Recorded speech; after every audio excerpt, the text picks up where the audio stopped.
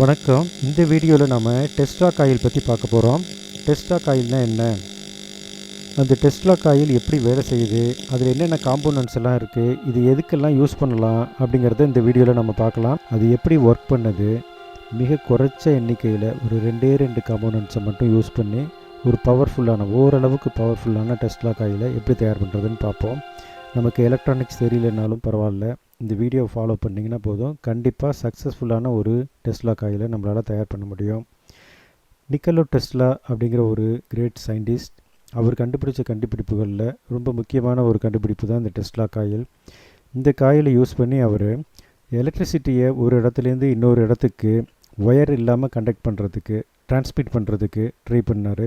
அதன் மூலமாக நமக்கு கிடச்சது தான் இந்த டெஸ்லா காயில். இது எப்படி ஒர்க் பண்ணுது, இதனால் நமக்கு என்னென்ன யூஸ் அப்படிங்கிறத இந்த வீடியோவில் பார்ப்போம். முதல்ல மைக்கேல் ஃபாரடே அப்படிங்கிற ஒருத்தரோட கண்டுபிடிப்பு, அவரோட லாஸ் இதெல்லாம் நம்ம படிச்சிருப்போம். ஒரு கண்டக்டரில், அதாவது ஒரு மின் கடத்தியில் மின்சாரம் பாயும்போது அதை சுற்றிலும் மேக்னெட்டிக் ஃபீல்டு உண்டாகும் அப்படிங்கிறத நம்ம படிச்சிருப்போம் இல்லையா. இந்த மேக்னெட்டிக் ஃபீல்டில் ஏதாவது இன்னொரு கடத்தியை, இன்னொரு ஒயரை வச்சோம்னாக்க அந்த ஒயரில் மின்சாரம் உற்பத்தி ஆகும். இதுதான் நம்ம ஃபாரடேவோட லாஸ். அதன்படி பார்த்தோம்னா, நாம் முதன்மை சுற்று அப்படின்னு ஒரு ஒயரை வச்சுருக்குறோம், ஒரு காயில் வச்சுருக்குறோம். இது பிரைமரி காயில்னு வச்சுக்கோமே. இந்த பிரைமரி காயிலில் எலக்ட்ரான்ஸ் போகும்போது அதை சுற்றிலும் மேக்னெட்டிக் ஃபீல்டு உண்டாகும். இந்த மேக்னெட்டிக் ஃபீல்டில் இன்னொரு காயிலை வைக்கிறோம், அந்த காயிலில் மின்சாரம் உற்பத்தி ஆகும். இதுக்கு ரெண்டுக்கும் இடையில் இருக்கக்கூடிய இந்த சுற்றுகளோட எண்ணிக்கைக்கு தகுந்த மாதிரி இரண்டாம் சுற்றில் வரக்கூடிய மின்சாரத்தினுடைய அளவு அதிகப்படலாம். காயிலோட அளவை அதிகப்படுத்த மின்சாரத்தினுடைய அளவு அதிகமாகும். இதில் முக்கியமான விஷயம் நம்ம கவனிக்க வேண்டியது என்னன்னு கேட்டிங்கன்னா, இந்த மேக்னெட்டிக் ஃபீல்டு வந்து மாறிக்கிட்டே இருக்கணும். நிலையான மேக்னெட்டிக் ஃபீல்டாக இருந்தால் செகண்டரி காயிலில் மின்சாரம் உற்பத்தி ஆகாது. மேக்னெட்டிக் ஃபீல்டு வந்து நின்று வரணும். அப்படி இல்லைன்னாக்க இந்த ரெண்டு காயிலில் ஏதாவது ஒரு காயில் மூவ் ஆகிட்டே இருக்கணும். அப்படி இருந்தால் மட்டும்தான் மின்சாரத்தை உற்பத்தி செய்ய முடியும். இதுக்கு ஃபஸ்ட்டு நமக்கு என்ன தேவைன்னா, ஒரு 1000 சுற்று சுற்றப்பட்ட ஒரு செகண்டரி காயில் வேணும். இது 28 kgயில் இருந்துச்சுன்னா நல்லாயிருக்கும். 28லேருந்து 26 kgக்குள்ளார இருக்கலாம். அடுத்தது நமக்கு தேவையான காம்போனன்ட் என்னென்னு பார்ப்போம். ரெண்டு காம்போனன்ட்ஸ் தான் தேவை.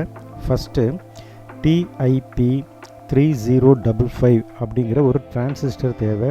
இது வந்து ஒரு சுவிட்சிங் டிவைஸாக யூஸ் ஆகுதுங்க. இந்த டிரான்சிஸ்டர் வந்து எல்லா எலக்ட்ரானிக் ஷாப்லேயும் கிடைக்கும். இது ஒரு ஆம்ப்ளிஃபையர் டிரான்சிஸ்டர். இதுக்கு ஃபஸ்ட்டு லெக் பார்த்திங்கன்னா பேஸ்னு பேர், ரெண்டாவது கலெக்டர், மூணாவது எமிட்டர். இந்த பேஸில் நம்ம கொடுக்கக்கூடிய வோல்ட்டுக்கு தகுந்த மாதிரி இந்த கலெக்டருக்கும் எமிட்டருக்கும் இடையில் கனெக்ஷன் உண்டாகும்.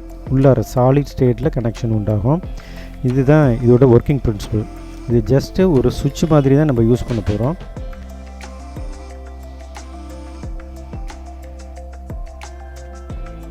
அடுத்தது ஒரு பொட்டன்சியோமீட்டர், அதாவது வேரியபிள் ரெசிஸ்டர்னு சொல்லுவோம். இது ஒரு 100K வேரியபிள் ரெசிஸ்டர் நம்ம எடுத்துக்குவோம்.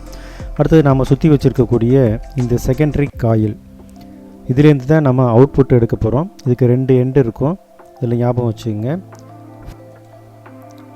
அடுத்தது ஒரு பிரைமரி காயில். இது சாதாரண ஒயராக இருந்தாலே போதும், இதுக்கு இவ்வளோ ஒயர் தேவையில்லை. ரெண்டு சுற்று மட்டும் இருந்தால் போதும். நம்ம பிரைமரி காயில் எத்தனை டயாவில் சுற்றி இருக்கமோ அந்த டயாவுக்கு ஒரு 2 வைண்டிங் மட்டும் இருக்கிற மாதிரி ஒரு ஒயர் எடுத்துக்கும்.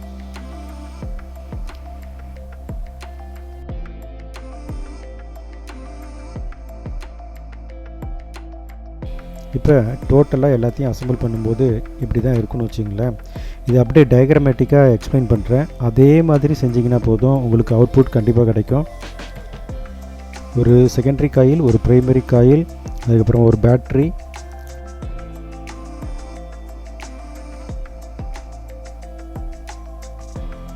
ஒரு பொட்டன்சியோமீட்டர், அதுக்கப்புறம் ஒரு டிரான்சிஸ்டர். அவ்வளோதான். டோட்டலாக இந்த சர்க்யூட் எல்லாத்தையும் கம்ப்ளீட் பண்ணோம்னா போதும், இது ஒர்க் ஆக ஆரம்பிச்சிடும். இப்போ இந்த பிரைமரி காயிலுக்கு பதிலாக இப்போ நான் வந்து ஒரு டயக்ராம் வரைஞ்சிக்கிறேன். இதுதான் பிரைமரி காயில். இந்த பிரைமரி காயிலுக்கு 2 எண்டு இருக்கு இல்லையா, இந்த 2 எண்டையும் இப்படி வரைஞ்சிக்கிறேன். அடுத்தது செகண்டரி காயிலோட டாப் எண்டு, இங்கேருந்து தான் எலக்ட்ரான் எமிஷன் அதிகமாக நடக்கும். பிரைமரி காயிலோட winding area, then first starting point. அடுத்தது பேட்ரி, ஜஸ்ட் ஒரு சிம்பிள் மட்டும் போட்டுக்கிறேன், பாசிட்டிவ் தென் நெகட்டிவ். இது பொட்டன்ஷியோமீட்டர். இப்போ பாசிட்டிவ் லைன்லேருந்து ஒரு கனெக்ஷன் எடுக்கிறோம். இது ஸ்ட்ரெயிட்டாக கொண்டு போய் ப்ரைமரி காயிலோட ஏதாவது ஒரு எண்டில் ஜாயின் பண்ணி விட்ருங்க. அடுத்தது இந்த பொட்டன்ஷியோமீட்டருக்கு சென்டர் பாயிண்ட் இருக்கு இல்லையா, அதுக்கு பாசிட்டிவ்லேருந்து ஒரு லைன் கொடுத்துருங்க. தென் பொட்டன்ஷியோமீட்டரில் ஸ்டார்டிங் ஒரு எண்டு இருக்கும், அந்த எண்டை கொண்டு போய் டிரான்சிஸ்டரோட பேஸில் கனெக்ட் பண்ணணும். இப்போ ப்ரைமரி காயிலோட ரெண்டாவது முனை இருக்கு இல்லையா, அது இன்னொரு கலரில் போட்டுக்கிறேன். அந்த ரெண்டாவது முனையை கொண்டு போய்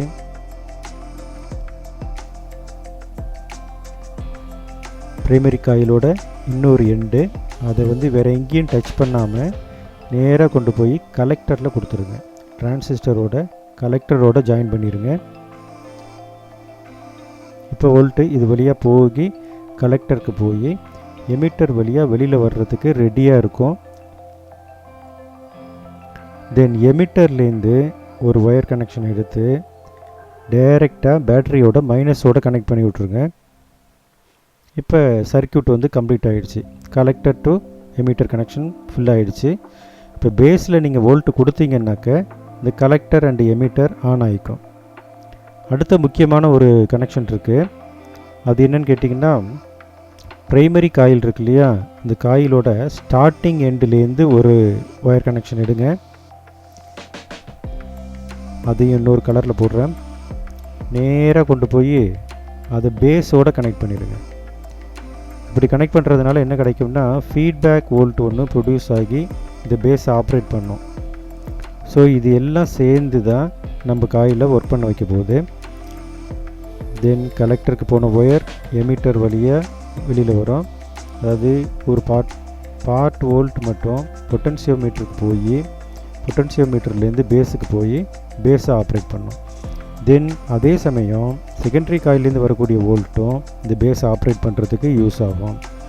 இதுதான் டோட்டலாக இந்த சர்க்யூட்டோட ஒர்க்கிங் மாடல், ஒர்க்கிங் பிரின்சிபல். இது அப்படியே நம்ம சிஸ்டமேட்டிக்காக பண்ணிடுவோம். இந்த பொட்டன்ஷியோமீட்டரை அட்ஜஸ்ட் பண்ணுறது மூலமாக பேஸுக்கு போகிற வோல்ட்டை நம்மளால் கண்ட்ரோல் பண்ண முடியும்.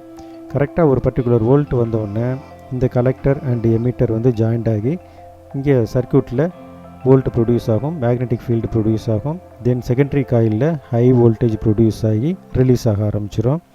நம்மளுடைய டோட்டல் சிஸ்டமும் நல்லா ஒர்க் பண்ண ஆரம்பிச்சிடும். இந்த பேஸ்க்கு கொடுக்கக்கூடிய வோல்ட் நாம் கொடுக்கக்கூடிய மொத்த வோல்ட்டை விட ரொம்ப கம்மியான வோல்ட்டாக இருக்கணும். இல்லைன்னா டிரான்சிஸ்டர் ரொம்ப ஹீட் ஆகி வீணாக போகிறதுக்கு வாய்ப்பு இருக்குது. இது சுவிட்சிங் ஸ்பீட் பார்த்திங்கன்னா 10 to 14 மெகாஹெட்ஸ் அளவுக்கு கூட போகிறதுக்கு வாய்ப்பு இருக்குது. எந்த அளவுக்கு ஹை ஃப்ரீக்வன்சி வருதோ அந்த அளவுக்கு எலக்ட்ரான் எமிஷன் அதிகமாக இருக்கும். இப்போ இது நம்ம அப்படியே சிஸ்டத்துக்கு ஷிஃப்ட் பண்ணிடுவோம். இப்போ நான் ஒரு பேட்டரிக்கு பதிலாக பேட்டரி எலிமினேட்டர் யூஸ் பண்ணுறேன். இது வெறும் 12 வோல்ட் எலிமினேட்டர் தான், ரொம்ப கம்மியான ஆம்பியர் தான், ஒரு 0.5 ஆம்பியர் தான் அது சப்போர்ட் பண்ணோம். இதிலே எப்படி ஒர்க் பண்ணுதுன்னு பாருங்கள். இதுதான் ப்ரைமரி காயிலுக்கு பாசிட்டிவ் வோல்ட் போகுது. தென் அதை கொண்டு போய் நான் கலெக்டரில் கொடுத்துருக்கேன். தென் இந்த டிரான்சிஸ்டர் ஹீட் ஆகாமல் இருக்கிறதுக்கு ஒரு ஹீட் சிங்கில் வச்சு ஃபிட் பண்ணியிருக்கேன். தென் மைனஸ் வோல்ட்டை இங்கே கொண்டு எமிட்டரில் கனெக்ட் பண்ணிட்டேன். இந்த பொட்டன்ஷியோமீட்டரை நான் ஆல்ரெடி அட்ஜஸ்ட் பண்ணி வச்சுருக்கிறேன். ஸோ இப்போ நம்ம சுவிட்ச் ஆன் பண்ணோம்னாக்க ஒர்க் ஆகணும். ஒர்க் ஆகிறது தெரியணுங்கிறதுக்காக ஒரு நியான் பல்பை இந்த செகண்டரி காயிலோட இன்னொரு எண்டில் ஜாயின் பண்ணியிருக்கேன். சும்மா நம்ம பக்கத்தில் வச்சாலே போதும். நான் ஜஸ்ட்டு ஜாயின் பண்ணி வச்சுருக்கேன். இப்போ நம்ம ஆன் பண்ணி பார்க்கலாம். இப்போ பவர் சப்ளை கொடுக்க போகிறேன்.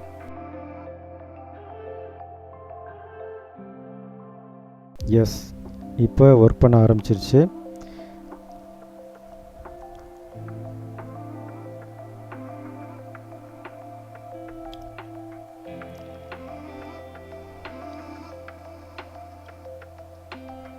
இப்போ இந்த செகண்டரி காயிலோட சுற்றுப்புறம் ஃபுல்லாகவே magnetic field means free electrons பாஞ்சிட்ருக்கோம். அதை டெஸ்ட் பண்ணுறதுக்கு நீங்கள் பக்கத்தில் ஒரு பல்பை கொண்டு போனீங்கனாலே எரிய ஆரம்பிச்சிடும். இப்படி காயில் கொடுத்து பண்ணிங்கனாக்கா ஃபுல் வோல்ட்டும் வெளியில் வரும். ஜஸ்ட்டு நீங்கள் ஒரு பல்பு மட்டும் எடுத்துகிட்டு போனீங்கன்னா போதும், அது எரிய ஆரம்பிச்சிடும். அதுலேயும் குறிப்பாக ஃப்ளோரசன்ட் பல்பு வந்து நல்லா எரியும். இந்த ஹீட் சிங்க் பற்றி நம்ம கண்டிப்பாக தெரிஞ்சுக்கணும். வோல்ட் வந்து நான் கம்மியாக கொடுக்குறதுனால ஹீட் சிங்க் தேவைப்படாது. ஆனால் 100 வோல்ட்டுக்கு மேலே நம்ம கொடுக்குறோம், 100 வோல்ட் வரைக்கும் போகிறோம்னு வச்சுங்களேன், அப்போ கண்டிப்பாக அந்த டிரான்சிஸ்டர் வெடிக்கிறதுக்கு வாய்ப்பு இருக்குது. அதனால் ஹீட் வெளியில் போகிற மாதிரி ஒரு ஹீட் ரேடியேட்டர் வச்சுக்கணும். இப்போ நம்ம செகண்டரி காயில் ஃபுல்லாகவே பார்த்திங்கனாக்கா எலக்ட்ரான் எமிஷன் நல்லாவே இருக்குது. இது கிட்டத்தட்ட 4 இன்ச்சஸ் மட்டும்தான் டிரான்ஸ்மிட் பண்ணுது. ஏன்னா நான் கொடுத்துருக்கக்கூடிய வோல்ட் வந்து ரொம்ப கம்மியான வோல்ட்டு தான். அதனால் ஒரு 4 இன்ச்சு to 5 இன்ச்சஸ் வந்து எலக்ட்ரானை எமிட் பண்ணிகிட்ருக்கு. நியான் பல்ப் நல்லா பிரைட்டாகவே எரியுது. அடுத்த ஸ்டெப் என்ன பண்ண போகிறேன்னா, ஒரு 45 வோல்ட் கொடுக்க போகிறேன். 45 வோல்ட் கொடுக்கும்போது கண்டிப்பாக ஸ்பார்க்கோட எலக்ட்ரான் எமிஷன் இருக்கும். அதை நம்ம பார்க்கலாம், டைரெக்டாக பார்க்கலாம்.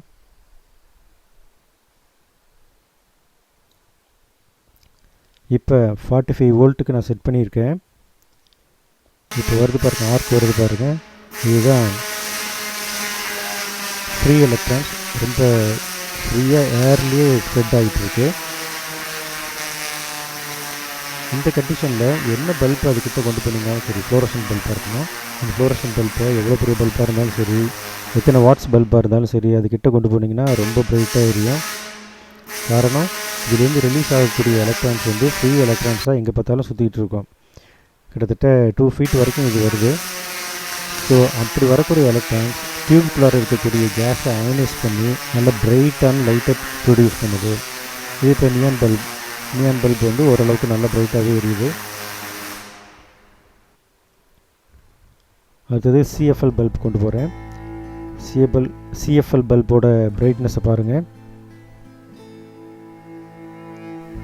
இது டியூப் லைட், நல்ல பிரைட்டாகவே எரியுது.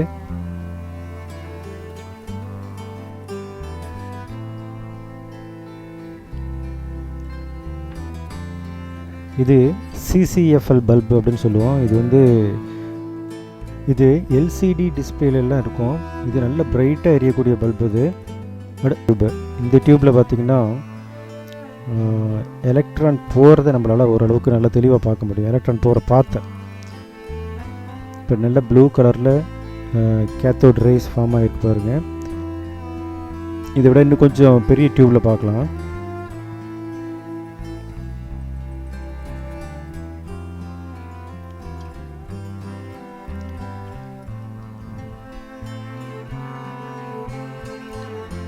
இந்த மாதிரி ஃப்ளோரசன்ட் பவுடர் கோட்டிங் கொடுக்காத பல்பை நம்ம யூஸ் பண்ணும்போது கொஞ்சம் கேர்ஃபுல்லாக யூஸ் பண்ணணும்.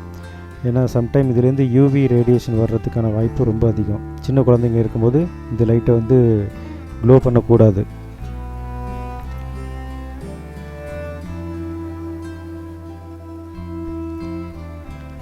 இப்போ ஏதாவது பேரியர் இருந்துச்சுனாக்க இந்த எலக்ட்ரான் போகிறது தடைப்படுமா அப்படிங்கிறத செக் பண்ணி பார்ப்போம். ஒரு கப்பில், கிளாஸ் கப்புக்குள்ளார இந்த மாதிரி நியான் பல்ப்ஸை ஒரு 50-60 நியான் பல்ப்ஸை போட போகிறேன்.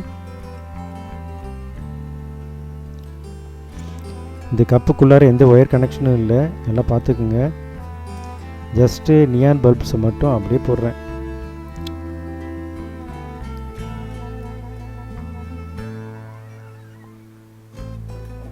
நம்ம டெஸ்லா காயிலுக்கு பக்கத்தில் இந்த கப்பை கொண்டு போய் வச்சிடுறேன். டெஸ்லா காயிலுக்கும் இதுக்கும் எந்த கனெக்ஷனும் கிடையாது. அதுவும் இல்லாமல் கிளாஸ்க்குள்ளார இந்த பல்புலாம் இருக்குது.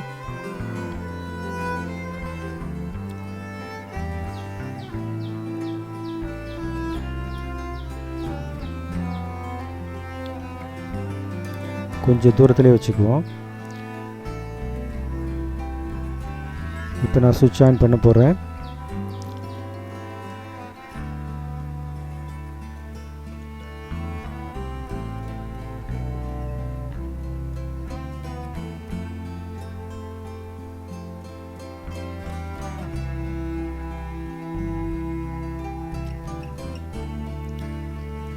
நீங்கள் இந்த மாதிரி ஒரு டெஸ்லா காயில் ப்ரிப்பேர் பண்ணணும்னு நினச்சிங்கனாக்க ரொம்ப சிம்பிள், ஈஸியாக பண்ணலாம். 2 காம்போனன்ட்ஸ் மட்டும் இருந்தால் போதும், ஒரு நல்ல பவர்ஃபுல்லான டெஸ்லா காயில் தயார் பண்ணலாம். உங்களுக்கு தயார் பண்ணும்போது ஏதாவது டவுட் இருந்துச்சுன்னா தாராளமாக கமெண்ட் பண்ணுங்கள், அல்லது என்னோடய வாட்ஸ்அப் நம்பர் கொடுக்குறேன், அதுக்கு டைரெக்டாகவே நீங்கள் காண்டாக்ட் பண்ணி கேட்டுக்கலாம். இதை விட பவர்ஃபுல்லான டெஸ்டாக் ஆயில் தயார் பண்ணணும் அப்படின்னு நீங்கள் நினச்சிங்கன்னா, உங்களோட ஸ்கூல் ப்ராஜெக்ட்டுக்காக தயார் பண்ணணும் அப்படின்னு நினச்சிங்கன்னா தாராளமாக காண்டாக்ட் பண்ணுங்கள். என்னால் முடிஞ்ச ஹெல்ப் நான் பண்ணுவேன்.